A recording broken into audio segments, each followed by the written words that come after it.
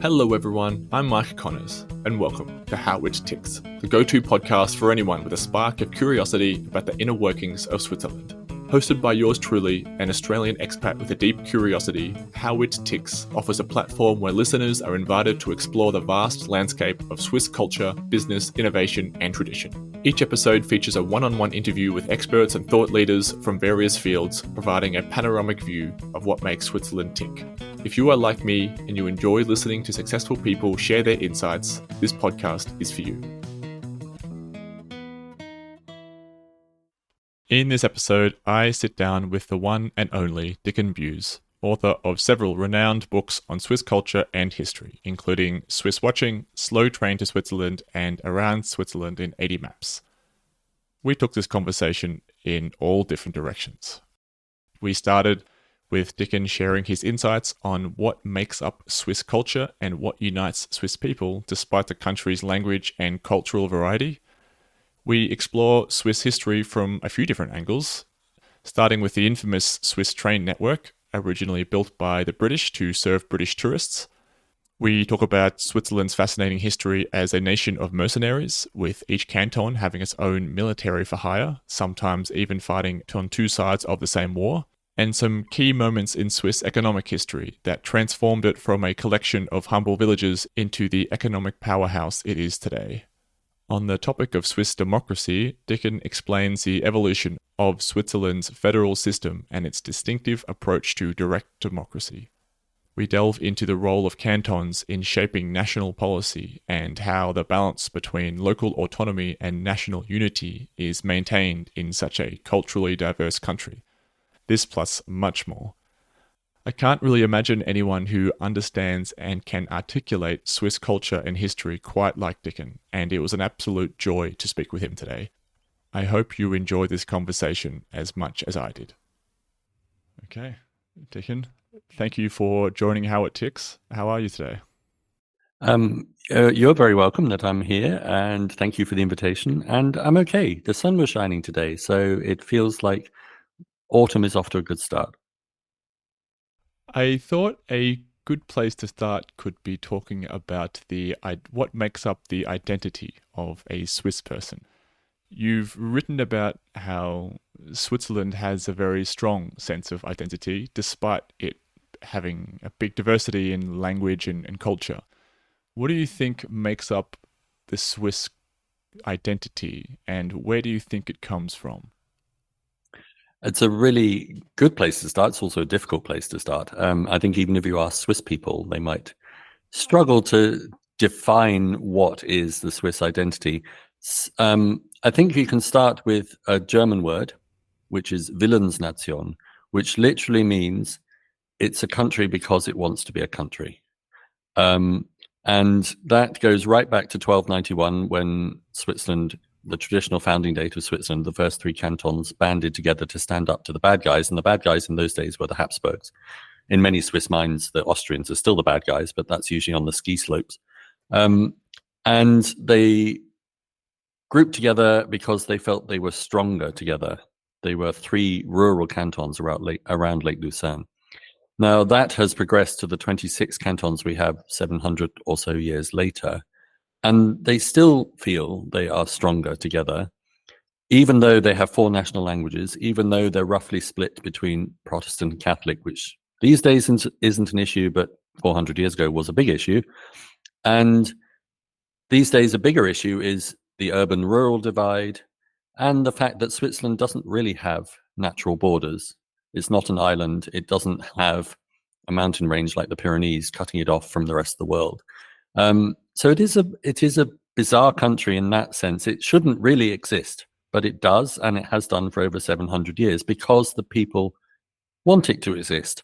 And so I've done many events in the French-speaking part, in Swiss Romande, in Ticino, the Italian-speaking part, and they're all very clear that they would rather be a minority in Switzerland than a forgotten province in France or Italy, even though they are a minority language.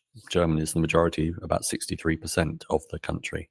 So they might moan, and a lot of them do moan about being overshadowed by the German-speaking minority, and the German-speaking majority moan about, oh, there's those lazy Ticinesi or those Swiss Romand who drink wine at lunchtime and never really make decisions.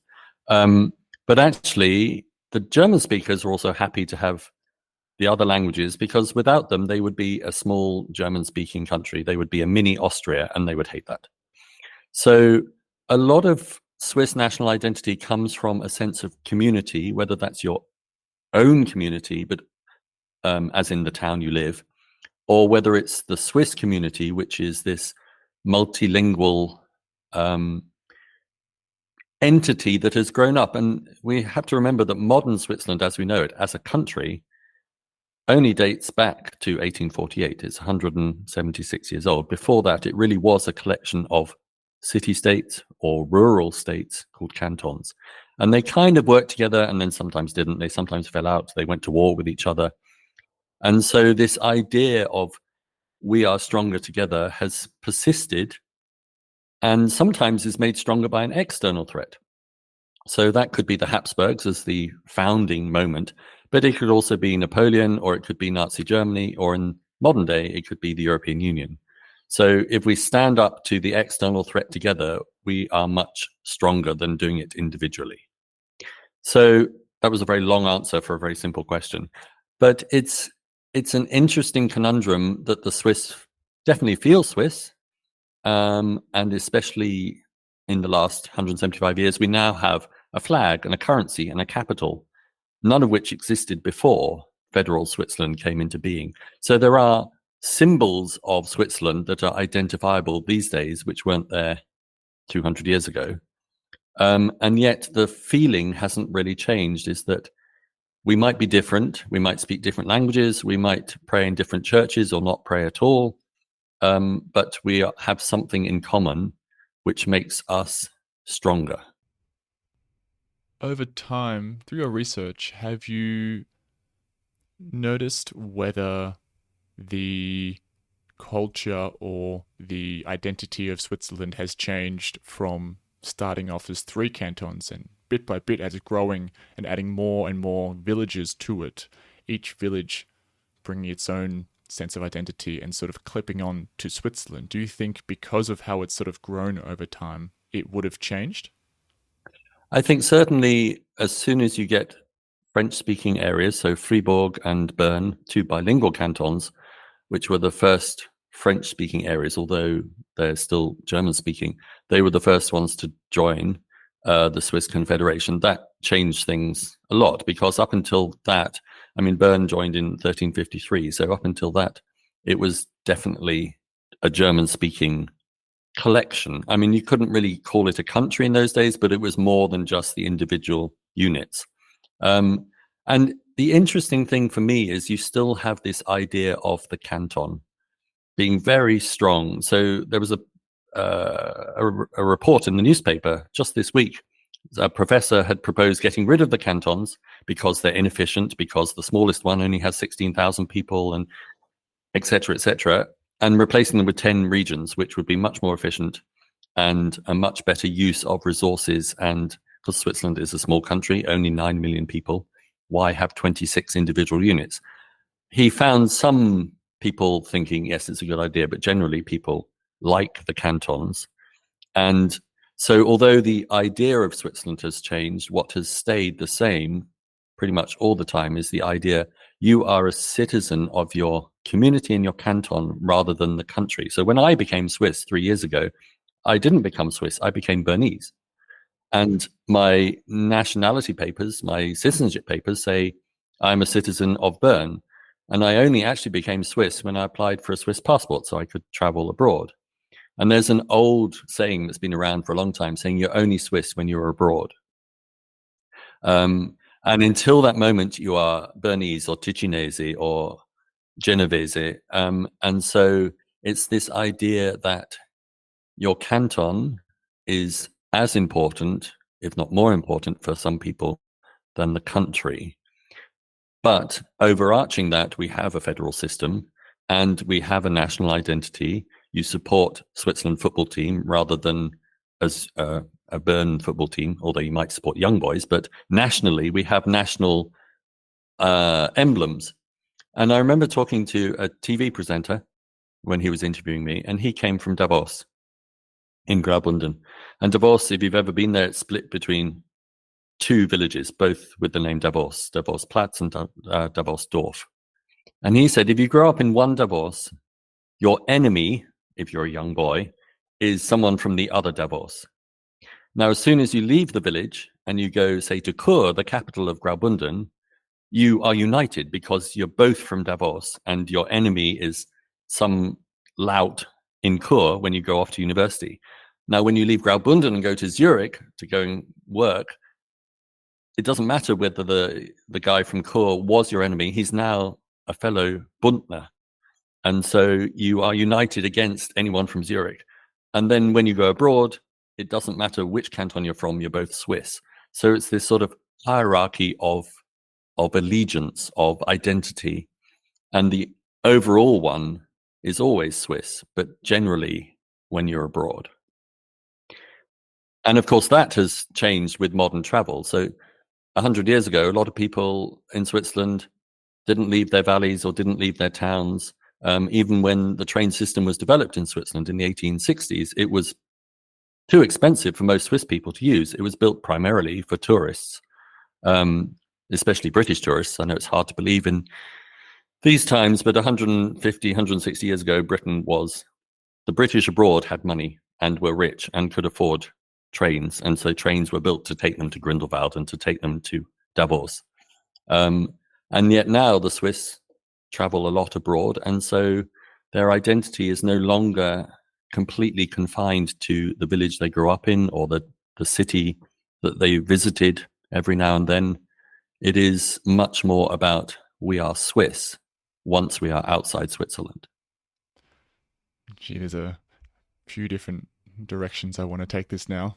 I do want to talk to you about the sort of the history and origin of Switzerland, but just on that comment regarding the train system, I remember, I was going to say, is it your book or someone else's? But I don't think I've read another person's book about Switzerland. Must be my so it must have been your book.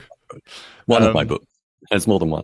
You said that the Swiss train network, which is internationally known as one of the best train networks in the world, was quite poor for a long time because each cantons couldn't agree on the train networks to develop. And it wasn't until the British decided they wanted to visit as tourists that they essentially funded and built train network. Is that right?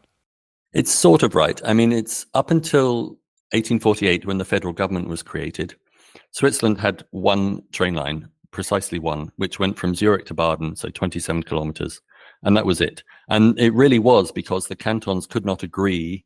There was no federal structure. And so the cantons couldn't agree who should finance them, who should give up the land to build, to have the railways there. Should it be the state? Should it be private companies? And so because they couldn't agree, they just didn't build anything.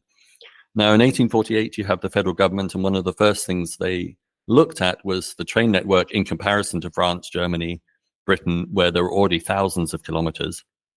And okay, the topography here is more challenging, and Switzerland didn't have big industry and didn't have big cities. So there was still the issue of how do we build and how do we finance it? And what they did in 1852, they invited Robert Stephenson, who was the son of George Stephenson, who invented the Stephenson rocket, the first passenger train in northeast England. And so Robert Stephenson came. The British were the train experts in those days, also now hard to believe. And he developed a network plan for the Swiss federal government, which you can see, it's in archives and also in one of my books. And basically, it was across from north to south and east to west. There was no concept of tunnels in those days. The first tunnels hadn't been built. And so it was linking all the cities of what in Germany you call the Mittelland, the Swiss plateau. So Geneva, Lausanne, Bern, Basel, Zurich, St. Gallen. So it basically went from Lake Geneva to Lake Constance and Basel down as far as the mountains. And the lines crossed, and that was the big interchange at Olten. And Olten is still the big interchange between north, south, and east, west. And if you go to Olten on platform 12, there is a zero marker on the platform to show this was the 0 point for all Swiss train lines. It's also the reason why Swiss trains run on the left, like in Britain, not on the right, like in Germany. It's a British system. And British money was built, and British engineers came over. So Thomas Brassey came over, built the first train tunnel, the Hauenstein Tunnel south of Basel. That was a British creation. And a lot of British money was involved at the beginning. But the Swiss very quickly realized that they had different topography. They had the challenge of the mountains. But also, at exactly the same time, Thomas Cook was bringing his first tourists, as they became called, to Switzerland in the 1860s and 70s. And they wanted to see the countryside. They wanted this unspoilt utopia of mountains and waterfalls and lakes. But it was hard to get there on foot or on donkey. And so there became a financial motive for private companies and cantons to build railway lines. So you very quickly get railways to places like Interlaken, and even then in the 1890s up to Grindelwald. And there's no reason to build a train to Grindelwald. There's nothing there. Cows don't need a train. But if you want to take tourists quickly up there because they only have 2 weeks holiday, then there's a big financial motive to build the railways. And primarily at the beginning, those tourists were British, and they brought money and they could afford the train lines. Just to give you an example of what I mean by the Swiss too poor to use them. In the 1870s, a ticket from Bern to Lausanne would cost 7 francs. Now, that was a week's wages for a Swiss worker. So, whereas for the Brits coming here, it was relatively cheap, especially in those days. There were probably like 300 francs to the pound, as opposed to almost 1-to-1 these days. But so, whereas a lot of the early lines were specifically built either to connect the cities, but you have to remember Switzerland has very little coal, almost no coal. So they weren't transporting coal and other goods around like the train lines in Britain and Germany. They were primarily for transporting people. And at the beginning, the incentive, those people were tourists and travelers. Eventually, of course, you get the Swiss designing their own train lines. So the Louis Favre, who designed the Gotthard Tunnel, then the longest tunnel in the world in 1882, he was Swiss. And Adolf Georg, who wanted to build the train line, the highest station in Europe, up to Jungfraujoch, he was Swiss. So by the 1880s, you have the Swiss designing and building their own lines, still with foreign investment. So the French, for instance, invested in the Lötschberg Tunnel, which joins Bern to Wallis, and a lot of the time with foreign laborers, mainly Italian. So if you think of all the great train lines like the Gotthard or Jungfraujoch or the Bernina, most of them were built with Italian labor because it was cheap. So the Swiss train network is this amazing modern thing, but it's not completely a Swiss creation. It's a little bit British, a little bit Italian, a little bit French, and a lot Swiss. What am I missing? We've got the British building train lines in Switzerland, but in the 1800s, I'm no expert, but I feel like automobiles weren't very advanced. How do they get from Britain to Switzerland still? Are these lines coming by train? Yeah. So I'll give you an example. 1863, the very first package tour abroad by Thomas Cook came to Switzerland in June 1863. And the reason he chose Switzerland, he had never been. He had no idea what to expect. He was a useless tour guide in that respect, a bit like flying with Ryanair. You don't really know where you're going to end up. But he realized that Switzerland had this idealized picture because of paintings and poems. And when he went to Paris, he discovered that the train line to Geneva had been completed a few months before. So he could get from London to Paris using a boat for the important bit, obviously, no tunnel in those days. London to Paris, Paris to Geneva. He could get people to Switzerland in 2 days, rather than the 2 weeks it would take in a horse and coach and horses. So suddenly, and this was his moment of inspiration, people could go on holiday for 2 weeks abroad rather than just to Scotland or Ireland. And so then he realized that if he bought group tickets en masse from the train companies, and remember, the train companies in those days were all private, also in Switzerland. If he bought train tickets en masse and sold them as group tickets, that would be cheaper. So train travel instantly, thanks to Thomas Cook, became affordable and achievable to the middle classes. So whereas Lord Byron came to Switzerland and Charles Dickens came to Switzerland, they were staying 3 months or so. They were men of leisure. They didn't have to go back to work.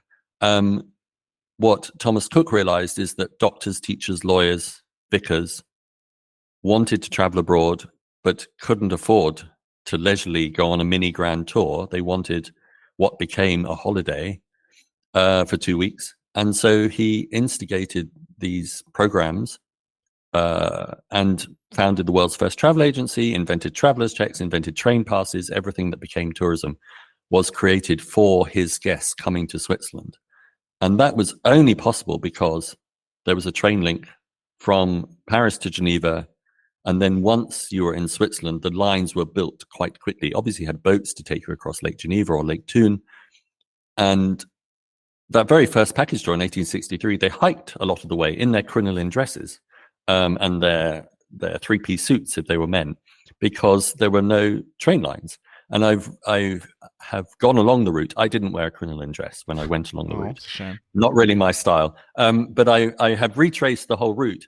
And today, for instance, from Chamonix in France at the foot of Mont Blanc to Martigny in southern Switzerland in Valais, there's a beautiful train ride, the Mont Blanc Express, one of the nice scenic trains of Switzerland.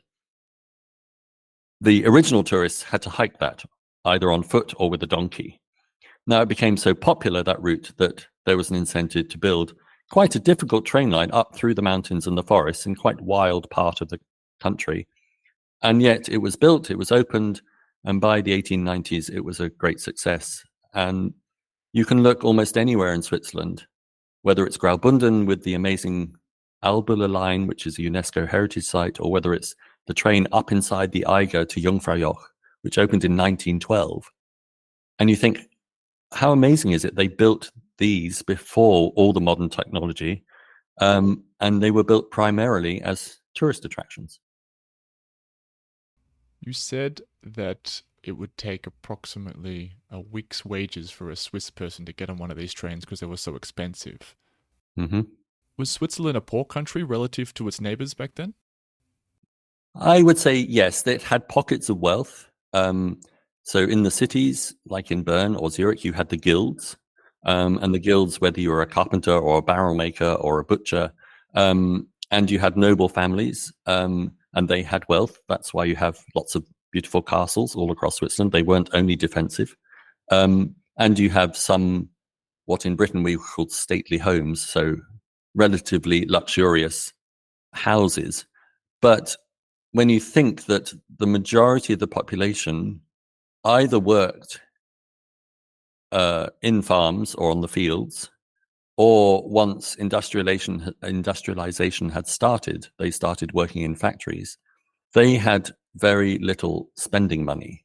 So they were relatively poor compared to the rest of Europe. So that very first Thomas Cook tour, 1863, a woman on that tour wrote a diary, which is how I discovered it in the Thomas Cook archives and retraced the route using her diary. Her name was Miss Jemima. She was 31-year-old from Yorkshire, middle class, not particularly rich, daughter of a vicar. And yet she was so shocked when she came to Switzerland and saw barefoot children in the streets of villages begging, saw women selling cherries by the roadside just to get some money to buy food for their children, men hassling them to carry their bags up mountains because they needed money, and very obvious poverty everywhere they went because they were the first tourists. There were no indoor bathrooms. So you can imagine she's in her crinoline dress and then she's hiking through the mountains and there's no what we would call, or what even she thought of as, modern comforts. And the guidebooks from those days are very clear. Be very careful because the Swiss, whether it's an innkeeper or a porter or someone, will try to rip you off because they need the money. They will charge you more because you are British and you are rich. And they will hide the original bill. So, for instance, you will automatically get a wax candle, not a candle made from animal fat, and it'll be 4 or 5 times the price because they assume you can afford it and you won't question it, and so they will make more money from you. So I think the image of Switzerland as a rich country is valid today. But certainly 150 years ago, the pockets of wealth were concentrated around the cities. And that slowly changes with tourism, because tourism was one of the motors for bringing money into the rural areas, because all these tourists, whether they were British at the beginning, but also the French and the Germans and later the Americans, wanted to see this amazing landscape. They weren't particularly fussed about going to Lucerne or Bern. They wanted the glaciers, which in those days were much bigger. They wanted the unspoilt countryside. And so as soon as you have people coming regularly, Thomas Cook brought 500 people the first year, 2,000 people the second year, 10,000 people the third year. So it's this huge influx. Then you start building hotels, you start building paddle steamers and train lines, and rural people get jobs as chambermaids or souvenir sellers or bag porters and have an income, especially in the winter months when there's not much farm work. And the other thing is, as soon as you have the big tunnels built, the Gotthard Tunnel and the Lötschberg Tunnel, southern Switzerland, for the first time, is a few hours journey from northern Switzerland rather than at least a day over the passes. And so let's give you an example, the apricot and apple growers in Wallis, the Rhone Valley in Wallis is famous for apricots and apples, but to get their goods to market in Zurich took days, whereas once the trains were built, they could put their fruit, pack it carefully, and it would be in Zurich in a few hours. And so it gave a second impetus other than tourism to the rural areas. So it wasn't the only thing, tourism and the trains weren't the only thing that pulled Switzerland out of poverty, but they were one of the big motivating factors for changing the Swiss economy. Yeah, as you were talking, I wanted to ask that. I mean, Switzerland now is this economic powerhouse, and coming from this humble beginning of just a few villages, with the exception of the tourism, do you think there's any other sort of key historic moments which really sort of led them to be as developed as what they are? That's a hard question because the Swiss economy is quite diverse. I mean, you can point to the start of the watch industry really changed things, especially for Swiss Romande, where the watch industry is based. And that goes back to Jean Calvin, who was a French Protestant preacher who settled in Geneva and turned Geneva into the Protestant Rome. And in 1541, he banned anything fun. So he banned velvet trousers, which I don't think it was fun, but there we are. He banned long meals or music and dancing, but he also banned jewelry because it was frivolous. And so the jewelry makers needed something to replace their jewels for a livelihood, and they switched to watchmaking. And so you have the creation of the world's first watchmaking federation. So that one example. Or in Basel, you had the dyeing industry, not euthanasia, but dyeing cloth. And that eventually turned into the chemical industry and the pharmaceutical industry. Or in St. Gallen, was the world center for lace and fine embroidery. And most of the city was employed in that. And it's still there today. Michelle Obama's inauguration dress was made in St. Gallen from St. Gallen material with St. Gallen lace.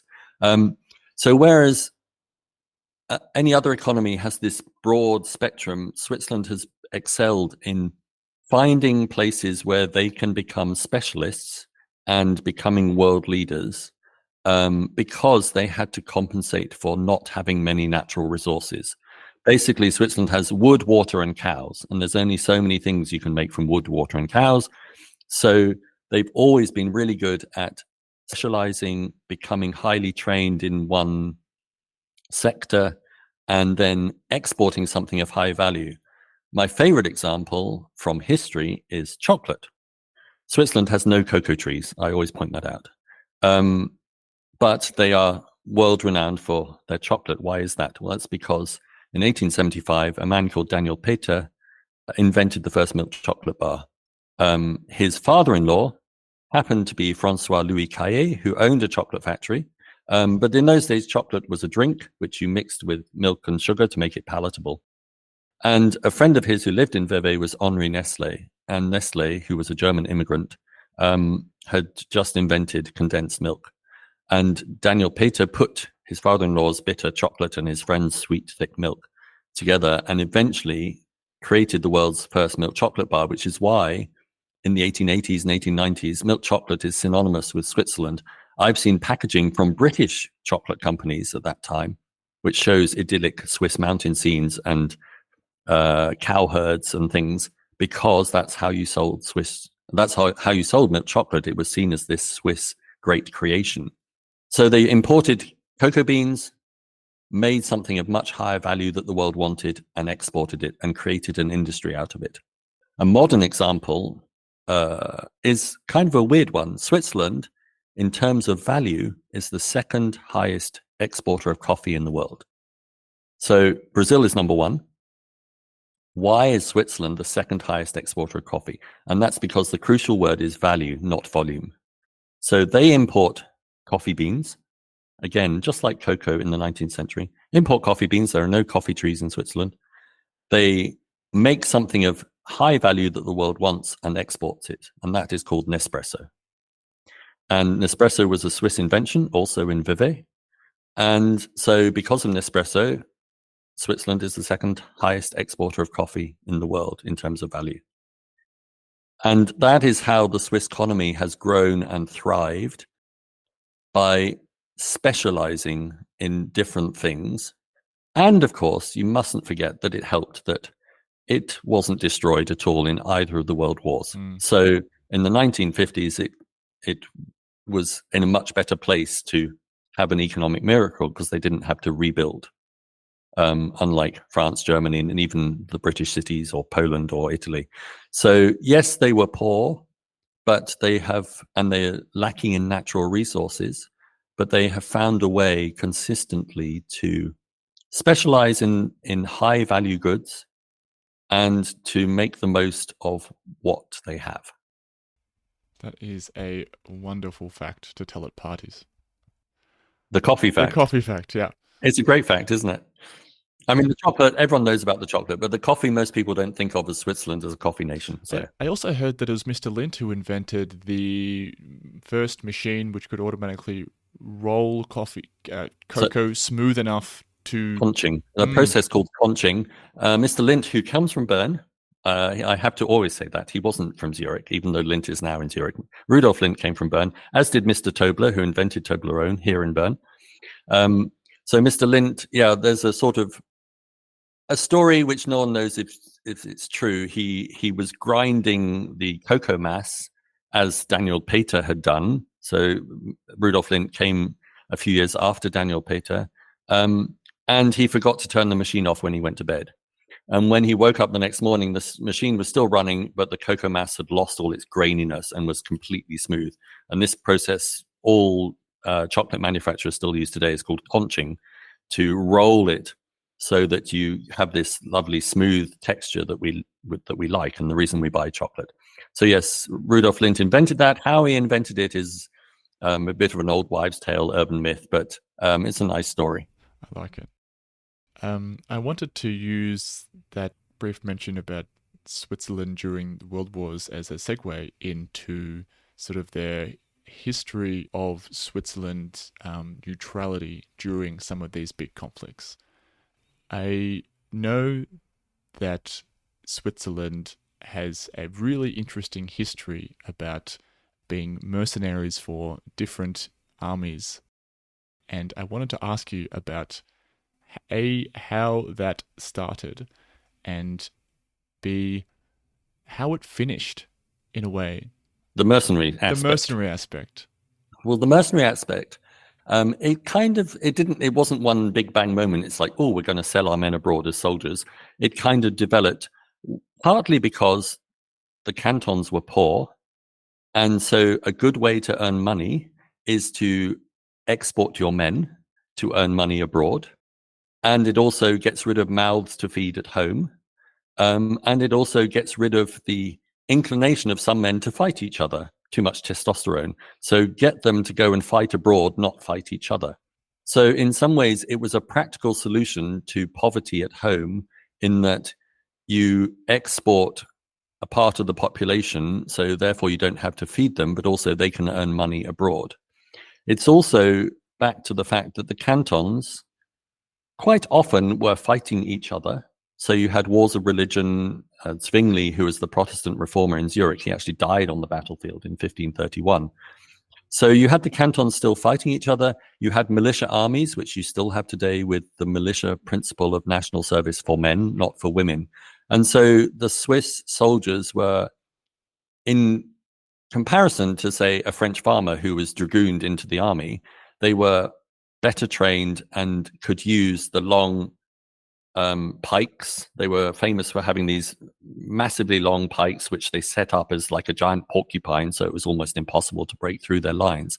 And so they became highly sought after, especially by European royalty.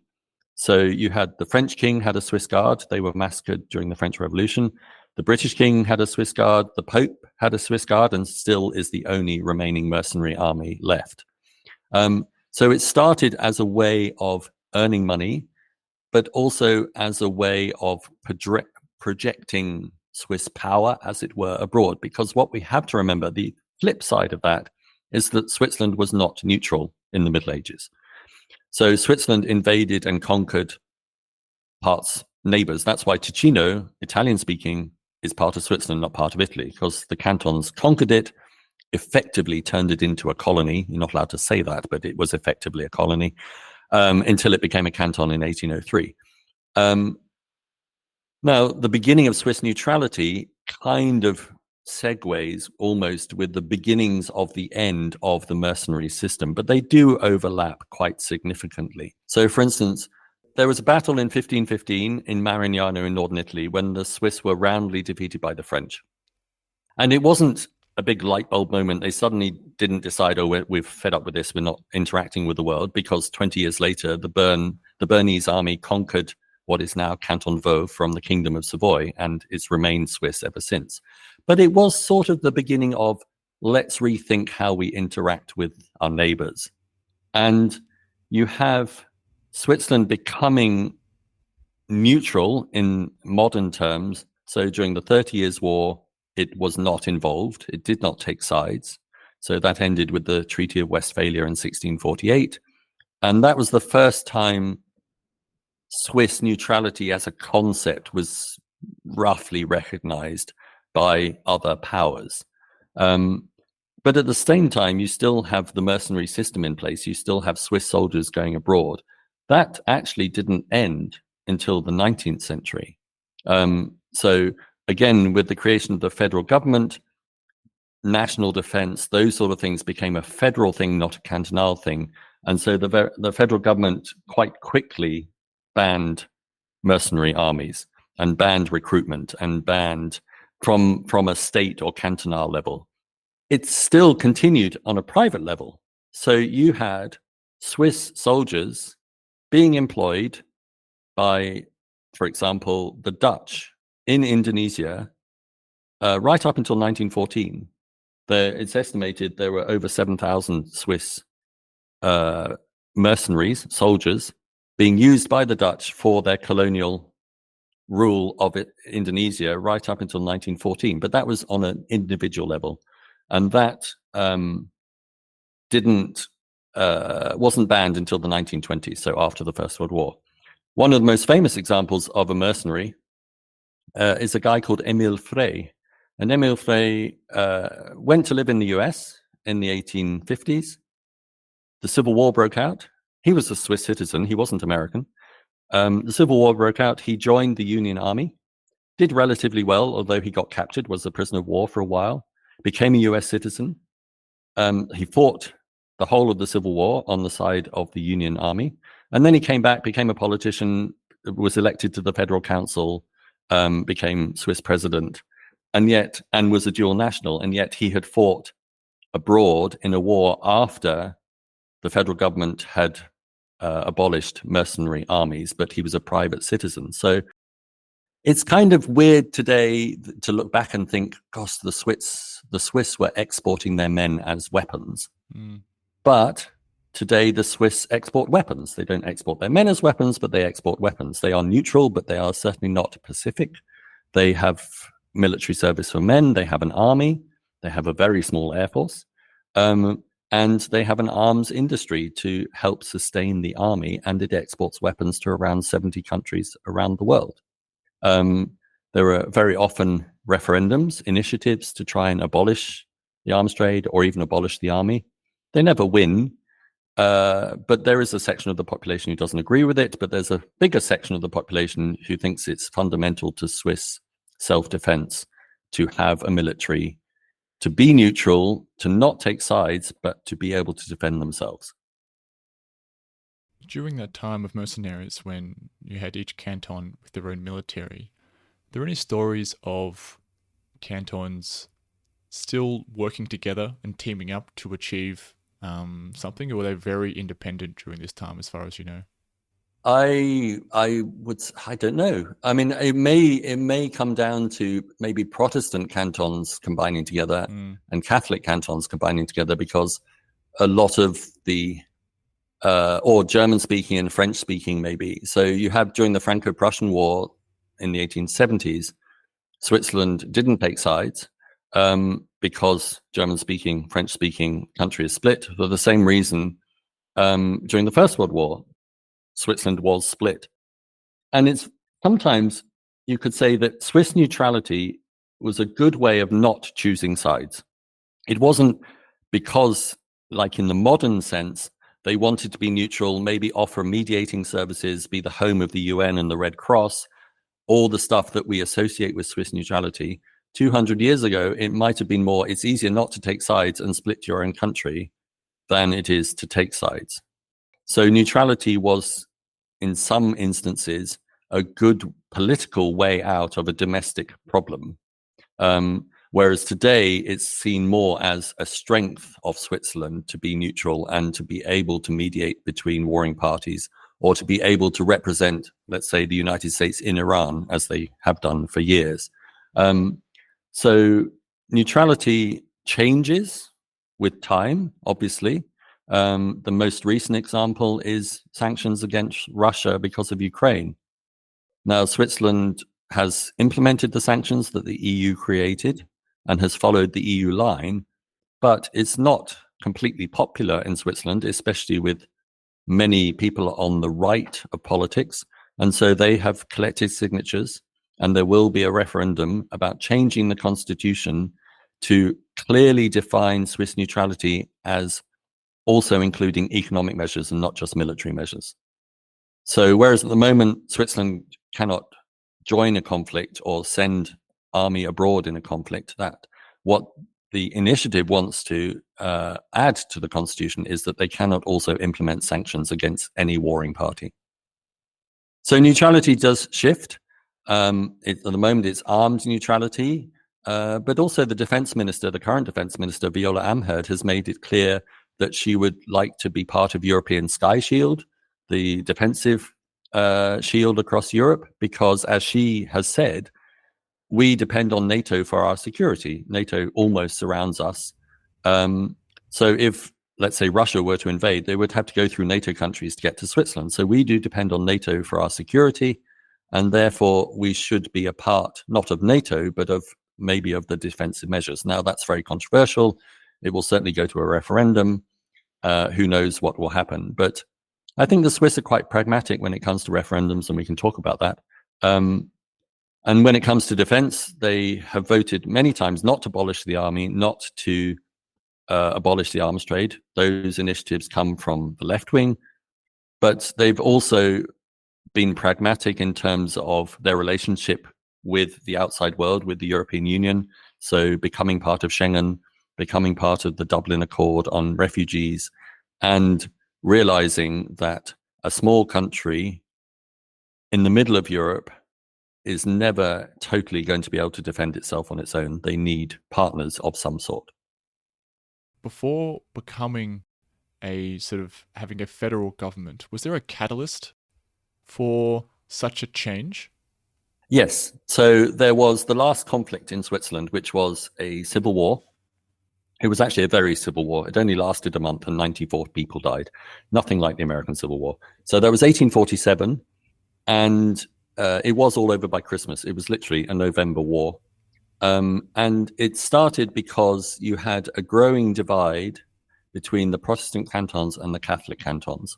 And generally, it wasn't about religion anymore. The religious wars had been 200 years before. It was more about money and wealth.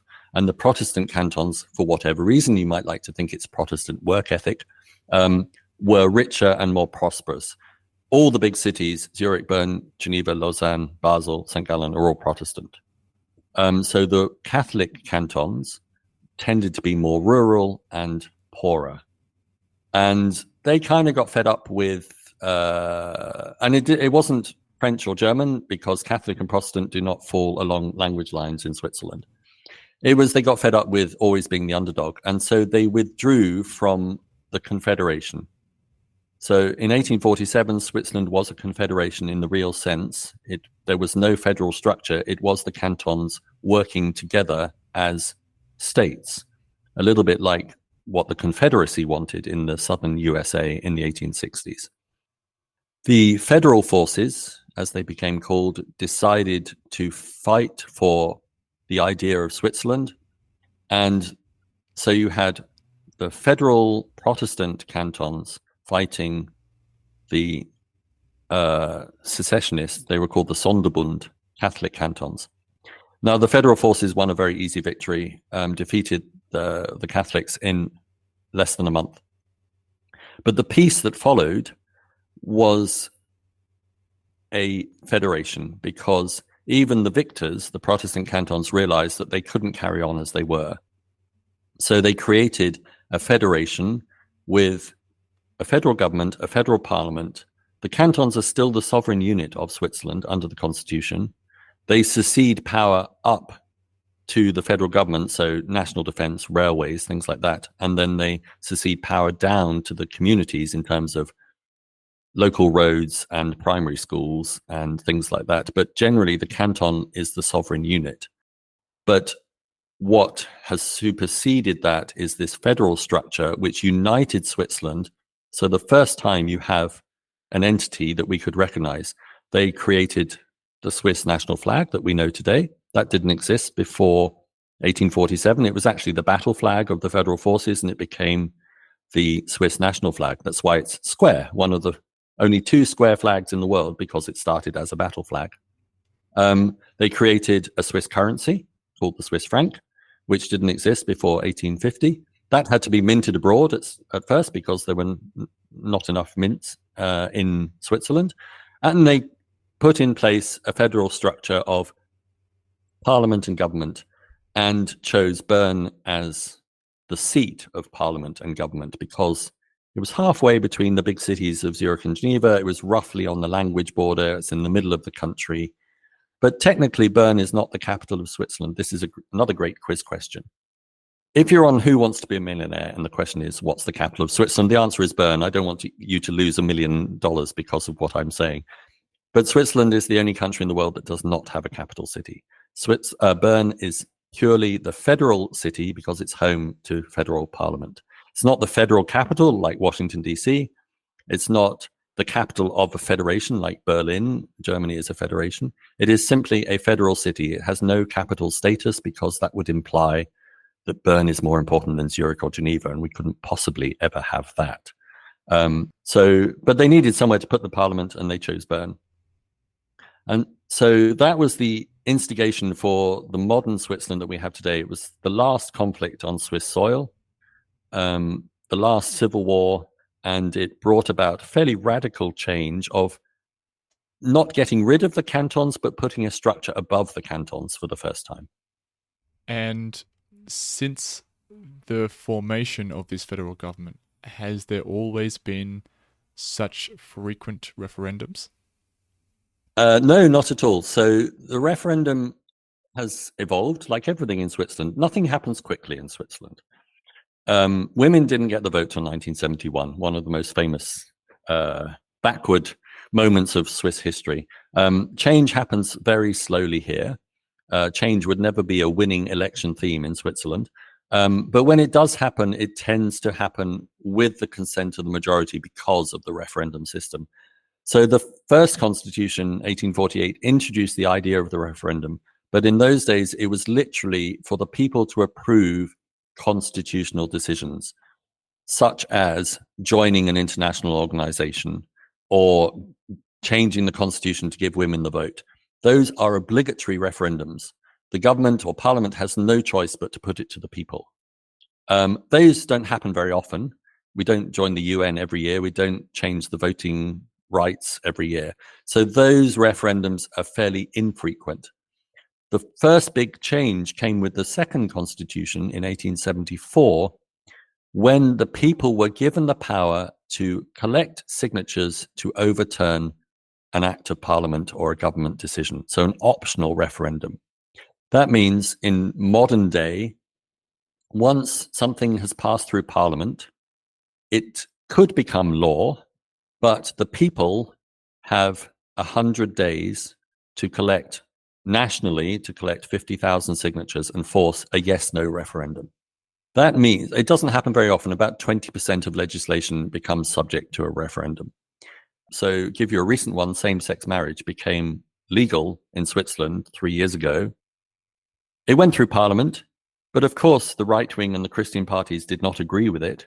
And so they collected signatures, as is their right. They forced a referendum and the people voted, yes, we agree with the government. And so same-sex marriage became law. So it doesn't have to be matters of national defense, or it could even be a really boring example like corporate tax reform, which took 7 years to get through parliament, and the people overturned it because they weren't happy with the proposals.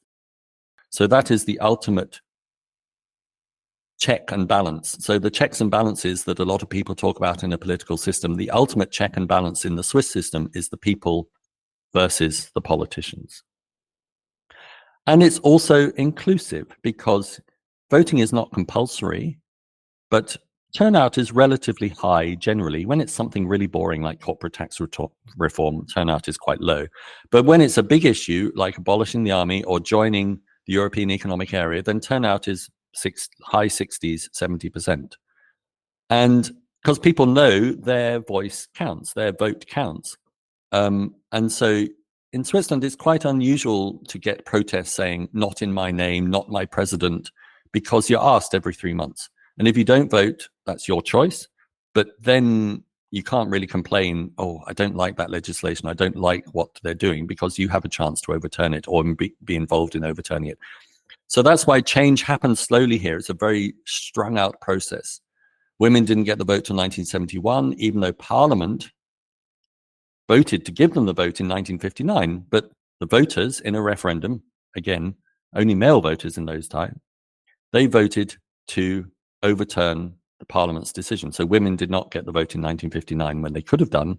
It had to wait for another Act of Parliament, another vote in 1971. So it's a very slow process, but it's quite an inclusive process because the big decisions are made not by a Supreme Court, not by Parliament, not by an executive order. They are made by the people. I find it interesting when you said that it very rarely comes to a split vote, meaning that the overall population is generally in line with the overall majority of the cantons when it comes to voting. Generally, yes. So there was one example last year, and it was the first time in decades. So it's typically not like the US then, where you would have some cantons are one side of the political spectrum, other cantons not? So blue states and red states. Exactly. A little bit. I mean, I think you can generalize and say, typically, when you look at voting patterns, especially over, let's say, the last 30 years, the French-speaking cantons are generally more liberal, more pro-European, and less entrenched in Swiss nationalism, whatever that form that takes. So you have what is called a Röstigraben, which is the language divide. It's shorthand for the language divide between French and German-speaking parts. And that runs down the bilingual cantons of Bern, Fribourg, and Wallis. But it's also a political divide. One of the most famous examples is when you had the vote in 1992 to join the European Economic Area. All the French-speaking cantons voted yes, and pretty much all the German-speaking cantons voted no. And it happens in other things like social rights. Generally, the left are in the West and the right are typically the conservative Catholic cantons in the center. What swings it most times is you have cantons like Bern and Zurich, where the big city is quite liberal and the countryside, especially in Bern, is quite conservative. And so Bern, which is the second largest canton in terms of population, is very often the last to publish its votes, because in Bern we're famous for being slow. So when there's a close referendum, you're often waiting for the results from the canton of Bern before the referendum is actually decided. And that's because very typically the city of Bern and the surrounding suburbs tend to vote left, and the countryside tends to vote right, and they are quite evenly balanced in terms of population. And so very often the vote margins in the canton of Bern can be quite slim, and sometimes that will decide the referendum. So Bern, in a classic American example, would be a swing state. It's Pennsylvania, basically.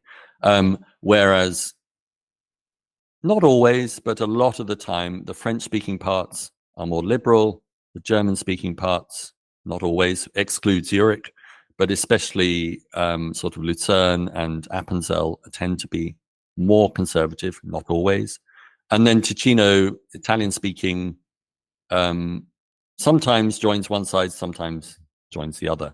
So it's not classic red state, blue state, and then a few swing states like in the American model. It's probably a bit more like British politics, where you have liberal urban centers and conservative rural areas. Well, Diccon, I think I have written down more questions than I started with, and I mean that in the best possible way. Is that a good thing? This is absolutely a good thing. Okay. I've really enjoyed listening to you, and but we have to wrap spoke up. far too much. No, you did not. It's impossible. Okay. Before I finish up, if people listening want to find you and your work, where can they go? Luckily, I have a very unusual name. I'm not John Smith. So if you Google Diccon Bewes, DICCON BEWES, you get me. I'm the only one in the world. So you find my website, dicconbewes.com. You also find that I'm on Twitter, as I still call it. I refuse to call it that one-letter word. And I'm also on Facebook. On Facebook, I'm under Swiss Watching, which is the name of my first book. So you can find me online. I read books. I don't read ebooks. I write books. You can find my books in Switzerland. They're easy to find. Oro Fuseli or Payot will have them always. Swiss Watching is the most famous one, the one that came first. But then there's the story of Thomas Cook and how tourism began in a book called Slow Train to Switzerland. There's also a great children's atlas, which I like even though I'm not a child, called Cartographica Helvetica, which explains a lot of the things we've been talking about, like women's rights and direct democracy and history, but in bite-sized pieces of information with great infographics and maps. So that was a labor of love during the pandemic, actually. I had to have something to keep me busy during the pandemic, and so I created a children's atlas of Switzerland, which, fortunate for me, became a bestseller, won a design award, and has been translated into French and German as well. So bookshops, you can find my book. Online, you can find me. You also have a wonderful TED Talk about the cartography. I do have a wonderful TED Talk, which is about maps. I love maps. I think they're a great visual way of transmitting information. And TEDx in Zurich invited to give me a talk. It was a few years ago now. It's pre-pandemic. And if you've ever watched a TED Talk or given a TED Talk, you know they have exactly 17 minutes. So I had to compress as many maps as possible into 17 minutes without overwhelming people. But I chose some of my favorite maps. So I wrote a book called Around Switzerland in 80 Maps, which is exactly what it says on the cover. I found lots of beautiful maps in archives all around the country and abroad. Some of them are just works of art, so they're in there because they're beautiful. Other ones are in there because they're important moments in Swiss history. So, for instance, the German invasion plans of 1940, which we found in the German military archives in Germany and were published for the first time. And the reciprocal Swiss defense plan from 1940, called the Swiss National Redoubt, when they were going to retreat to the mountains and they built all these fortresses inside the mountains. So those maps are in there, but there are also really cool maps like the sex maps of Zurich. So 1977, there was a map that was freely available in kiosks showing men where they could find sex in Zurich. And it was either brothels, or it was street prostitutes, or it was, for the first time, it showed gay meeting places openly on a map. Or one of my readers' favorite maps is the pig map of Switzerland, which is a wartime map, but it was a very special wartime map. So it's 1941. Switzerland was completely surrounded and cut off. They had to know how much food they had to survive. So they instituted the National Animal Census, which has been going every 5 years ever since. And the Swiss being Swiss, they had a bit of time on their hands. They weren't involved in the war. They didn't just publish tables of how many animals they had. They turned the tables into lovely maps. And the one that survived is the pig map. And it shows you where all the pigs lived in Switzerland in 1941. Most of them were bizarrely in Thurgau. Whereas these days, most of the pigs are in Canton Lucerne. Canton Lucerne has more pigs than people. And not only that, it showed you all the different breeds of pigs. So it had a pig density map. And it's a really fascinating look at how Switzerland excels at compiling and tabulating statistics, but then also making them accessible. And so I loved the pig map, which I found in the Zurich Cantonal archives, and it had never been published before because no one else thought it was interesting, but I did. Bizarrely, I found pigs in 1941 strangely fascinating, and it became one of the hits. I mean, the book has 80 maps, obviously, stretching from the very earliest depiction of Switzerland in the 1400s right through to a NASA satellite map from a few years ago.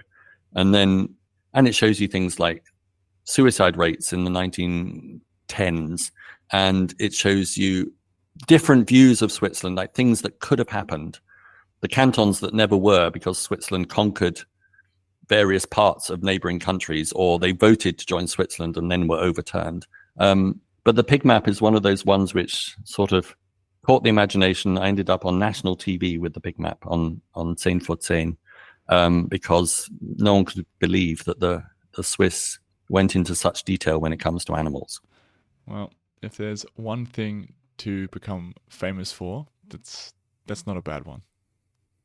I think it's a great one. I mean, it could have been the sex map of Zurich, which also got a lot of traction. Especially the one thing I like about the sex map of Zurich, one, it was completely open and on sale, and it was the 5th edition, so it obviously had been a success. It wasn't a one-off. Is the little comments. It has the map, and on the back, it tells you how much you should expect to pay for certain services. So it was quite helpful. It was a consumer guide. And then it had little icons. So for some of the street prostitutes, it had this very long-legged brunette young lady. And then for other street prostitutes, the icon was a rather dumpy housefrau with a blue rinse and a cigarette hanging out of her mouth. And the comment underneath was, a little bit over the hill, so maybe cheaper. And so it was, again, level of detail, which you would only expect in Switzerland. Incredible. Well, Diccon, thank you very much for your time. I really enjoyed You're this most conversation. welcome. Thank you. Bye-bye.